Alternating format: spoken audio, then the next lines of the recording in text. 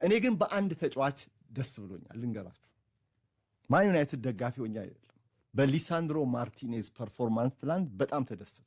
ለምን መሰላችሁ? ደጋፊዎች የዩናይትድ ደጋፊዎች እንዴት ይብሸቁ በነ ፖል ስኮልስ ስላቅ በአንድ ፖድካስት ላይ ስኮልስና ኒኪበት ስለዚህ ጨዋታ ቅድመ ጨዋታ ሐሳብ ሲሰጡ ሲያብራሩ ሲሳለቁ ነበር። የእውነት ይህ ስላቅ መሳለቅ ነው።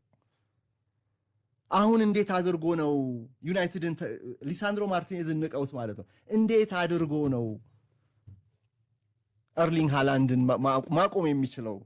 ማርቲኔዝ ያ ረጅም ነው ኖርዌያዊ፣ አርጀንቲናዊ አጭር ነው። ለእንግሊዝ እግር ኳስ አጭር የመሃል ተከላካይ እኮ ሊሳንድሮ ማርቲኔዝ ነው ታሪክ የቀየረው እንጂ የእንግሊዝ ፑንዲቶች እኮ እንዴት ተደርጎ አጭር ሜትር ከ75 የመሃል ተከላካይ መሆን የለበትም እንዲሉ ነበር። በተለይ በባክፎር እና ኒኪበት ተሸክሞት ነው የሚሮጠው ታያለ ሲለው ነበር ለፖል ስኮልስ። እንዴ ለዩናይትድ ለቀድሞ ክለብ አንተ እንደዚህ ከትልቅ ጨዋታ በፊት እንዲህ አይነት አስተያየት መስጠት እንደ የጤና ነው እንዴ?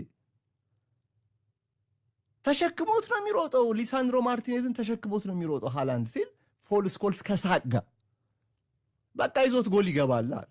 እንደ ኳስ ይዞት ወደ መረቡ ይገባል። ከዛ ይሳሳቃሉ። በእውነት እስቲ ተመልከቱት ዩቲዩብ ላይ ምናምን። ይሄ ትክክል አይደለም።